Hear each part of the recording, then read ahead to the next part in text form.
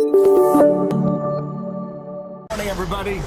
President Trump back in Washington, a very busy week ahead starting today, and the battle over tax reform is now reaching a critical stage. Keep an eye on that as a showdown looms between the Obama and the Trump administration. So we say good morning. Hope you had a great holiday.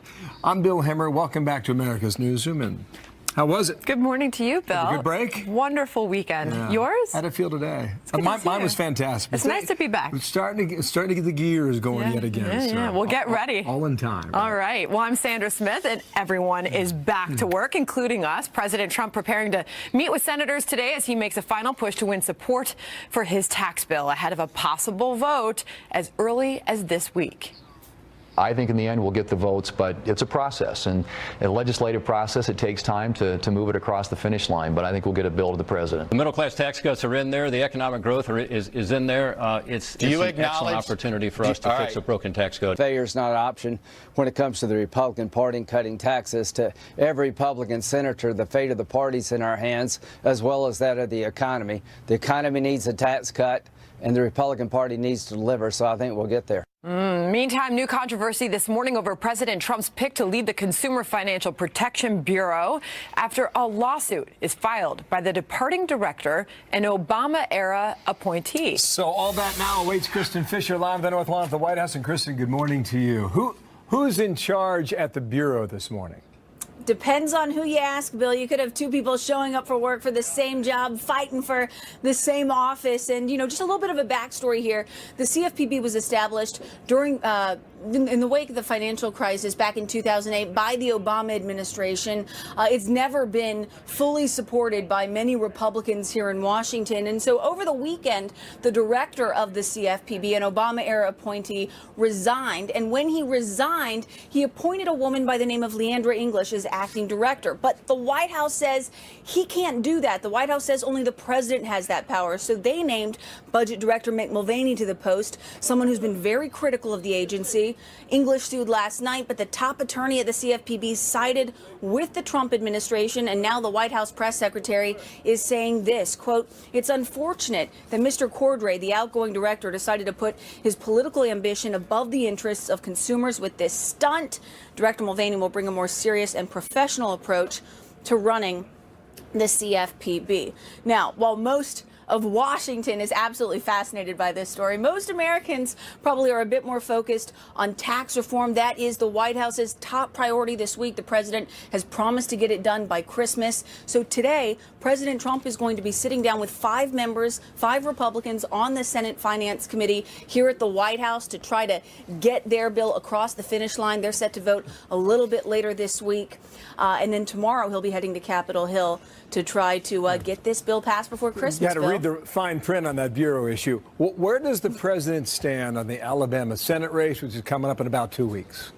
Yeah, well, he still won't come out and say that he supports Roy Moore, but what he's doing is saying that he does not support his Democratic opponent, and he's actively really campaigning against him. He put out a series of tweets over the weekend. Here's one. He says the last thing we need in Alabama and the U.S. Senate is a Schumer-Pelosi puppet who's weak on crime, weak on the border, bad for our military, and great for vets, and wants to raise taxes to the sky. Jones would be a disaster. But yesterday, his former Republican primary opponent, Carly Fiorina, accused the president of essentially playing politics. Listen to this. It's a little bit like George Washington warned us 200 years ago. The problem with politics and political parties is they will care about winning above all else. Donald Trump cares about a vote in the Senate, no more, no less. So Roy Moore is expected to speak tonight in Alabama. Bill, a lot of folks going to be watching to see what he has to say, and President Trump kind of continuing today with his non-endorsement endorsement of Roy Moore, Bill. Thank you, Kristen. Kristen Fisher starting us off on a new week here at the White House. Thanks, Sandra. Meanwhile, another big issue looming over Washington, new fallout from the allegations of sexual harassment and misconduct rocking Capitol Hill.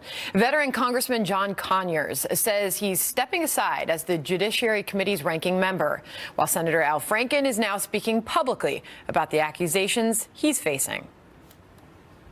I just want to say that this whole thing has been embarrassing and and it's been difficult. This is what I'm doing. I'm taking responsibility. I apologize to the women who have felt disrespected and to everyone I've let down. Chief Congressional Correspondent Mike Emanuel is live now on Capitol Hill. Good morning to you, Mike. Well, good morning, Sandra. By doing those Minnesota media interviews, it is clear Senator Al Franken is trying to get back to work. Franken called it embarrassing and tried to explain his behavior. I'm someone who, hugs people. And I've learned from these stories that in some of these encounters, I've crossed a line for some women. Then there's Michigan Democrat Congressman John Conyers, who has faced charges of sexual misconduct from former female employees. That includes a $27,000 payment from his office account to one former staffer. Conyers responded to pressure yesterday saying, quote, after careful consideration and in light of the attention drawn by recent allegations made against me, I have notified the Democratic leader of my request to step aside as ranking member of the House Judiciary Committee during the investigation of these matters. Conyers was under tremendous pressure to step down from that post, but leadership did not want it to look like he was being pressured to get out. That came after the House Democratic leader showered him with praise. John Conyers is an icon in our country. He has done a great deal to protect women, Violence Against Women Act, which the right wing is now quoting me as praising him for his work on that, and he did great work on that. Conyers and Franken are hanging on to their posts at this stage. It'll be interesting to see how they handle questions from reporters when they return to Capitol Hill later today. It is worth noting that Conyers' hometown paper, the Detroit Free Press, and at least one House Democrat have called on him to go. Sandra?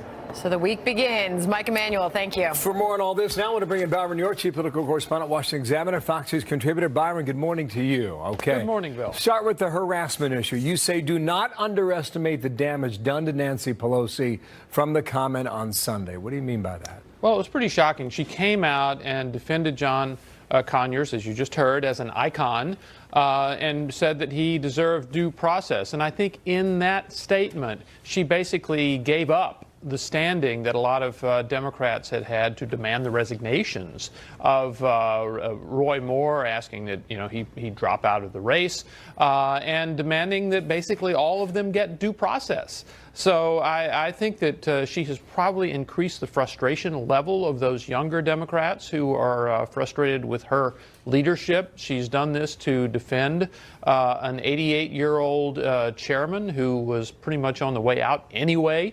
So I think that it will have a ripple effect throughout this whole sexual harassment issue. A challenge to her leadership. I mean, there's been one for some time, but it hasn't really gathered the momentum that some would like. No, it has not, and there are a number of Democrats who would really like to see her go. But so far, she has maintained a pretty strong grip. I want to talk about the calendar because, well, between taxes and the calendar, it is daunting. What strikes you about the number of legislative days to work in 2017 and how long the list is, Byron? Well, in the Senate, there are 15 legislative days left in 2015. And by the way, that is 3 5-day weeks in a row, which is a pretty big deal for the Senate. It means they're hitting it pretty hard. Overtime. But obviously, there's a lot to do just on this tax bill. When President Trump tweeted that the bill is getting better and better, another way of saying that is they're making changes in it. They're making last-minute changes in it because there are a number of senators who have objections. Probably the biggest right now being the objection of Senator Ron Johnson and perhaps a few others who object to the way smaller businesses are treated in this. They don't get the big tax cut that corporations get, so there's going to have to be some compromise there. Mm-hmm. And then there are a whole lot of other issues about the deficit, about the Obamacare individual mandate, a whole lot of things that have got to be settled fast. Quickly, what about the personal dynamics? How do you see that shaking out? There are personal dynamics at work here because you have, among those Republican senators who have trouble with this bill, you have three, John McCain, Bob Corker, and Jeff Flake, who have had very public and ugly spats with the president, and they may have other completely policy objections to what's going on here, but one question will be whether they put aside that personal animus and those personal feelings in their final decision on this. Very interesting point. Thank you, Byron. Hope you had a great Thanksgiving break. Thank you, Bill. In Washington there, back with us today, analyzing all that stuff moving. Mark Short's coming up next hour to address a lot of the stuff about the taxes and where they go, Obamacare repeal, et cetera. So Governor Mike Huckabee coming up as well, and he's going to kind of put everything in perspective as we start off this busy week. All right, well, stunning new details this morning coming in on what is being called the deadliest terror attack in modern Egyptian history. An ISIS group slaughtering more than 300 worshippers at a mosque, dozens of them children. What we are now learning about the attack. It's awful. Also, a legal showdown unfolding between the Trump team and the Obama team all over the president's pick to lead a consumer protection agency. Yeah, it's just read the fine print, right? Will an Obama holdover be able to block the appointment? We'll talk to Maria Bartiromo about that and everything that's going on with the markets. Plus, royal wedding bells will be ringing very soon. How are you guys feeling? Thrilled. Very celebrating as well. Megyn, how are you feeling? That just happening moments ago, posing for pictures. Britain's Prince Harry and Meghan Markle making their first appearance this morning since announcing their engagement. What the happy couple is saying next. Activists say at least 25 civilians were killed in eastern Syria after Russian warplanes carried out airstrikes on an ISIS-held village. The Russian Defense Ministry says it did conduct air raids, but claims it hit terrorist targets. The incident comes just days before UN peace talks were set to resume. What a mess this is. Fox News alert now. New details on a deadly Egyptian terror attack. 305 killed, including 27 children. Occurred over the weekend when dozens of well-armed terrorists opened fire inside of a mosque. At least one was carrying an ISIS flag, but no claim of responsibility yet.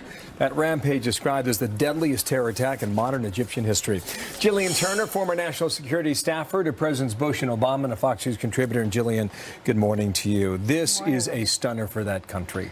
For a President al-Sisi who has cracked down on terrorists like these, to have something like this occur is shocking. Shocking and devastating, I think, for the whole world. And it really underscores a point that's often overlooked, which is that radical Islamic terror groups like ISIS, though they have not claimed responsibility for this, end up targeting and killing more Muslims than they do people from any other of the world's major religions. Christianity, Judaism.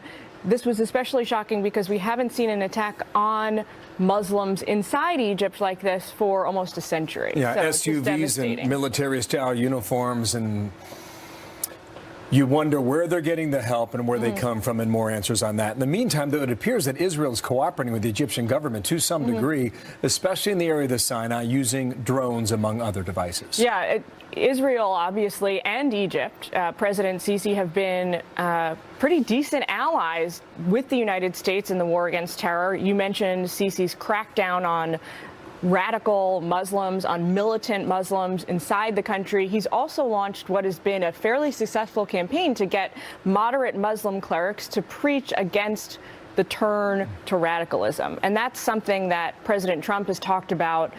He'd like to see that emulated all across the Middle East. Wow. Back here at home, speaking of drones, there is a warning that appeared in an Al-Qaeda magazine several months ago. And the folks in Philadelphia are taking this seriously. And they're putting the rail system, you've got hundreds of miles of train rail system that could be watched by drones. How are we to interpret this threat here? Well, yeah, hundreds of thousands of track miles and thousands of train stations that would need to be secured around the United States. As you know, I'm sure from traveling back and forth to D.C., this is not happening yet. It's sort of the train system here in the Northeast is what I would call partially secured. If we were actually going to make a move to fully secure it, it's something that would cost billions and billions of dollars, and it's not affordable. 140,000 miles of rail lines. I would just point out Madrid, London, Brussels, this can be a popular target. I think that terrorist organizations would love nothing more than to replicate those attacks they've perpetrated in Europe, here in the United States. The reason that they haven't done it so far Behar doesn't come down to rail safety standards here in the United States. It comes down to the fact that our screening measures for allowing people into this country are much tougher than those in Western Europe. And so the folks that would like to carry out those attacks have not been able to get here to U.S. soil to carry them out. More on that story out of Philadelphia and also here in New York City. Jillian Turner, thank you very much. Thanks, Bill. Nice to see you on a Monday. Likewise. Sandra, what's next? All right, Bill. Well, it's been a big story today, a battle brewing between the Trump and Obama administrations. Why an Obama official is now suing the president over his pick to lead a government agency. Maria Bartiromo will be here next. Also, former National Security Advisor Michael Flynn, the general cutting off the line of communication between his legal team and the president's team. Judge Anna Napolitano is here to tell us what this might mean for Robert Mueller's investigation. And did you see this from over the weekend? Have a look here. Oh, we have some dramatic video of shots fired during a standoff east of Los Angeles. Police opening fire on a suspect who was holding his 7-month-old daughter hostage inside of his car. He was initially pulled over for suspicious driving. The infant was rescued, is now safe, but the suspect later died from his injuries on an L.A. freeway. Well, a legal battle now over President Trump's appointment to lead the Consumer Financial Protection Agency. An Obama-era official, the outgoing deputy director, now suing to block OMB Director Mick Mulvaney from heading the post. President Trump tweeting on Saturday, quote, the Consumer Financial Protection Bureau, or CFPB, has been a total disaster and run by the previous administration's pick. Financial institutions have been devastated and unable to properly serve the public. We will bring it back to life. Joining us now, Maria Bartiromo, host of Mornings with Maria, which you can watch weekdays on the Fox Business Network, 6 to 9 a.m. live every day Eastern time. Thank you so much, Sandra. Maria, good to see you, but this is quite a fight brewing. I think first things first, there's employees showing up there this morning who don't know who their boss is or who they're working for. This is an unbelievable fight brewing. It is, and it shows you once again this pushback against President Trump. I mean, anything that the left can do to obstruct his nominations, his staffers, they're doing. And they've been doing that this entire first 10 months of his presidency. Obstruct, get in the way of who he wants to name in terms of running agencies, in terms of putting his team in place. So, you know, I love that one of the last lines of the op-ed in the Journal today that they basically say Democrats created an executive branch agency insulated from congressional appropriations and presidential control. Now they claim to be able to run it like a branch of government. That's the thing. You can't have it both ways. But this is also part of the Obama administration where Obama created czars. Remember all the czars we had? All of these people in place that only answered to President Obama. This was also similar. This actually is supposed to be answering to the Federal Reserve and not be subject to congressional leadership. But again, I think at the end of the day, the president is the president and he will prevail on this. And you wonder just about the protection of the actual consumer. The point of all of this, the consumer has been left out, Maria. And meanwhile, President Trump says we're going to bring this back to life, this bureau. And Liz Warren tweets, not so fast. Here's her tweet on this. Trump has put a cloud of uncertainty over the CFPB by attempting to override Dodd-Frank. Mulvaney should take no action until this dispute is decided in the courts. The president has the authority to name a new leader there, of course, with Senate approval. So you wonder what happens next. Well, that's what they want. Elizabeth Warren wants everything to be decided in the courts because she's trying very hard to make long, lengthy processes out of anything that the president tries to do. And that's the point. But you really hit on the point of all of this, and that is the consumer. What exactly has this agency done? You know, I was watching another network earlier, and they were heralding the idea that the Consumer Financial Protection Bureau made sure that Wells Fargo paid up for the phony account scandal. Make no mistake, the Consumer Protection Financial Agency did not do anything about Wells Fargo. They did not even trip over the fact that Wells Fargo had created all of these fake accounts. Who did that? The LA Times. Yeah. The LA Times broke the story of Wells Fargo, and then the Consumer Financial Protection Bureau said, okay, you have to give us money. So again, I can't think of one thing that this agency has done to actually empower the consumer and help the consumer. What they have done is taken a lot of money from banks. The major banks have paid up to the Consumer Financial. And made it hard for them to do business. What did they do? They sat on cash, Sandra. All the time we talk about economic growth and why all of a sudden we're seeing 3% quarter here, 3% quarter there. Why? Because this president has been the least regulatory president, and that has enabled businesses to loosen the purse strings, start investing again. So clearly Wall Street Republicans have been outspoken critics of this bureau. And meanwhile, Sarah Sanders from the White House, this is a part of the official statement they put out, saying it is unfortunate that Mr. Cordray decided to put his political ambition above the interests of consumers with this stunt. Director Mulvaney will bring a more serious and professional approach to running the CFPB. I go back to where we started, and we don't know who's running this morning, Maria. We don't. we don't know who's running it. I mean, that stunt that you referred to is that before he left, he appoints his deputy. And under the rules of Dodd-Frank, the deputy is supposed to run things. It doesn't cancel out a president who wants his people in charge. I'll end with the line in the Wall Street Journal op-ed. This is a perversion of constitutional government that the president is right to resist and the courts should reject. Maria Bartiromo, so busy. Thank you for coming here. We knew this was something you were hot on. Yes. So thanks for joining us. All right. Thank you, ladies. In a moment here, Fox News Alert now. There is a warning of imminent danger as a massive volcano threatens tens of thousands on an island of paradise. We'll tell you where that's happening, Sandra. Democratic lawmakers speaking out after allegations of sexual misconduct. Former Arkansas Governor Mike Huckabee will join us next on that. And actress Susan Sarandon taking aim at someone you may not expect. Why she's calling out Hillary Clinton. So what's that all about? Well, Congress has a hefty agenda to accomplish with only about a month till the next holiday vacation, if you can believe that. And one big issue continues to loom large: sexual harassment allegations on Capitol Hill. Veteran Democrat John Conyers says he's leaving his post as ranking member of the Judiciary Committee, but still denies any wrongdoing. And Senator Al Franken also breaking his silence, now saying he has no intention of resigning. Have you talked about seriously resigning? Have you considered that? No. The Ethics Committee is looking into all this, and I will cooperate fully with it. But listen, I know I have a lot of work to do to regain the trust of people I've let down. Joining me now, Mike Huckabee, former Arkansas governor and Fox News contributor. Governor Huckabee, thanks for being here this morning.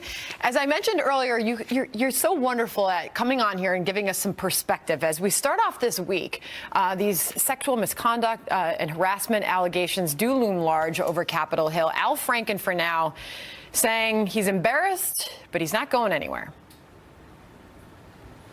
Well, he should be embarrassed, but he should be going somewhere, perhaps home. But the fact that he isn't, nor is John Conyers, it's really changing the entire nature of the debate of the Senate race in Alabama. Up until now, you had Democrats saying that Roy Moore had to step down. You had a lot of Republicans. In fact, most of the Republicans, particularly the Washington ones, saying Roy Moore needed to step aside, even though he has admitted nothing. Right now, they're allegations. They're troubling. They're disgusting. They're sickening, if true. But we don't know, and they were for 40 years ago. The stuff with Conyers and with Al Franken, they've admitted to as much.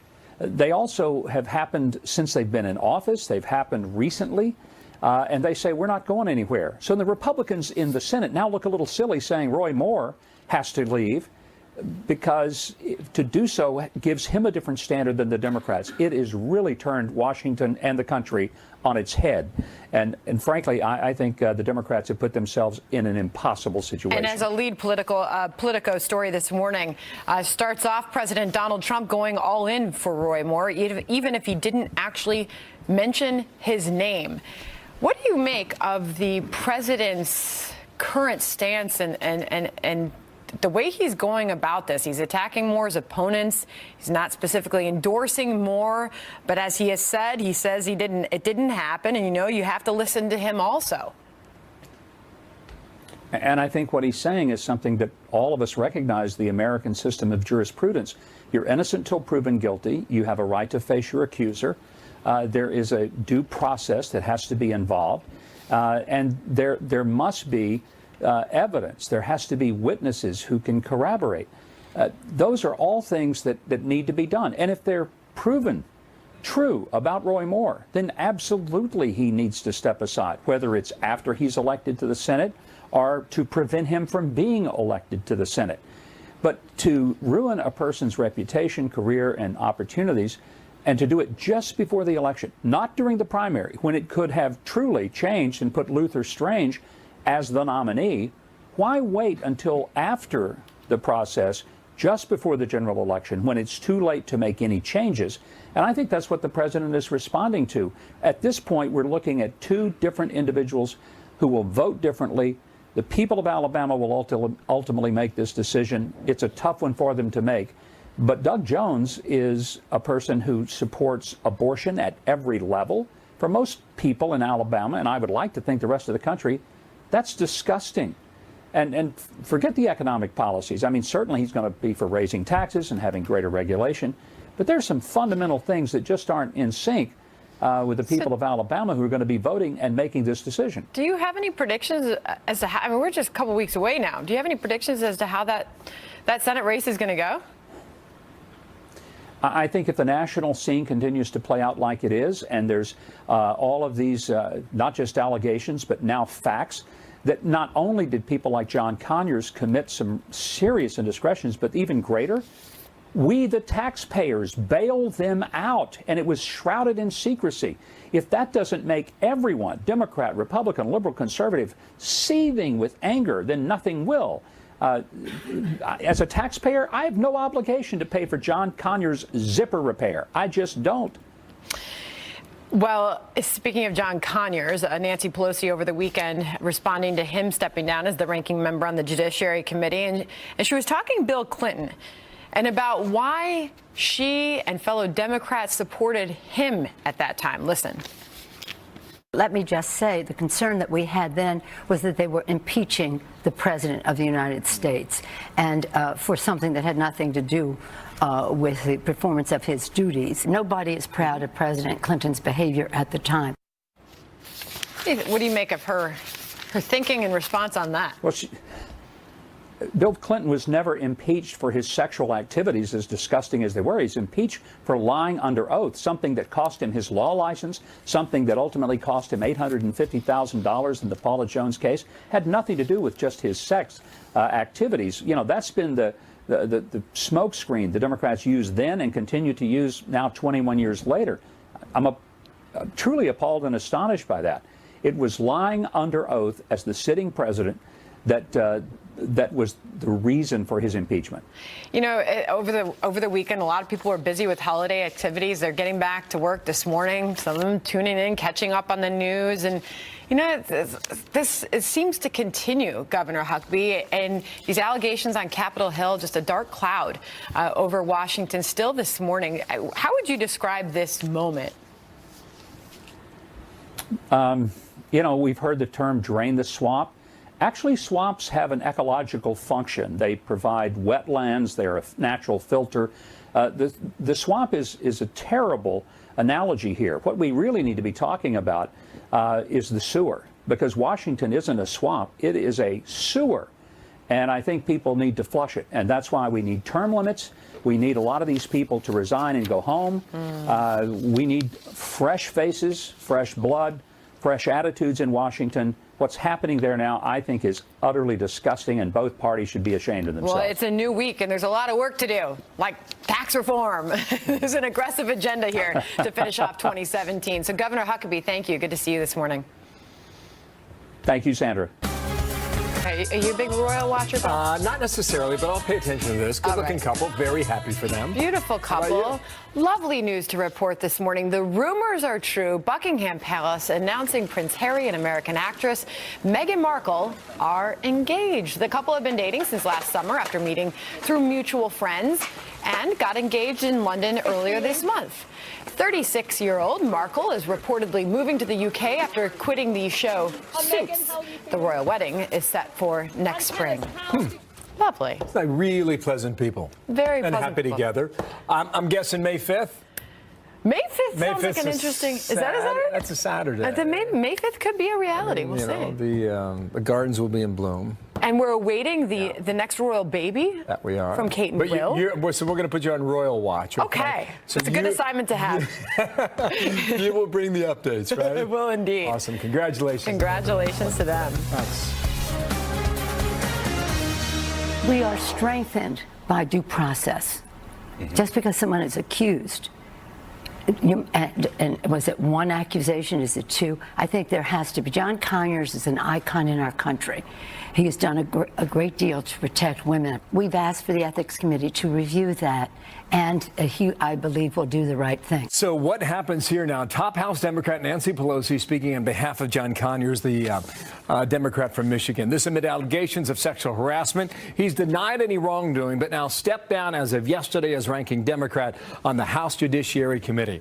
Katie Pavlich, editor of townhall.com, and a Fox News contributor, Marianne Marsh, former senior advisor, former Secretary of State John Kerry. Ladies, good day to both of you. A lot to get through in the next 4 minutes. The comment about an icon, does she want that comment back, Marianne, perhaps? Well, John Conyers is an icon in the civil rights movement. That's true. And he led the fight in the legislation to pass violence against women. That's true as well. Unfortunately, it doesn't appear that John Conyers' personal conduct matches his political record. And I think that's what she was talking about there. She's been a target by some on the left, Katie. Yeah. And you wonder if that drumbeat gets louder now.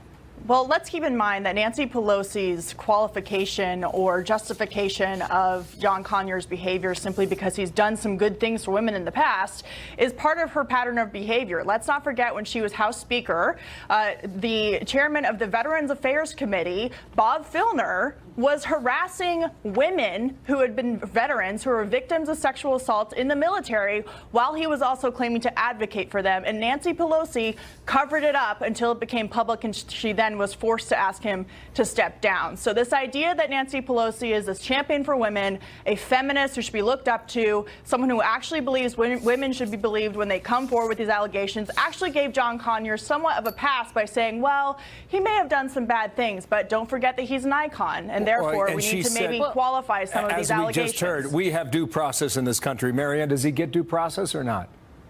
Well, I think he's being held accountable now. It's very clear that it was Nancy Pelosi that got John Conyers to step aside. You could hear that in her interview yesterday morning. She foreshadowed that. And he's being held accountable for the settlement he has with at least one women staffer, as he should be, and any others that are revealed. John Conyers is being held accountable. That's exactly what should happen here. All right. Ron DeSantis is a Republican from Florida.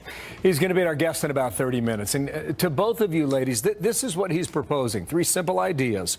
Make public all the payments funded by taxpayers that go to claims of sexual harassment in the past.